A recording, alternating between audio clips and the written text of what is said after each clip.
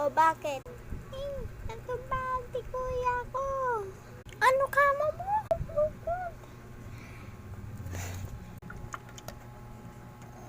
Ano nangyari sa'yo? Ang nangyari sa'yo? Nasumpa na siya ng multo. Oh my God! Ano ka na nangyari sa kanya?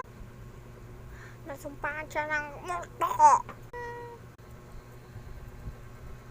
Kakakakakang ako. Ha? Kakakang manay ko eh. Huh? Tutuplas ka lang? Loko tong bata ko eh. Hindi ko nga dito.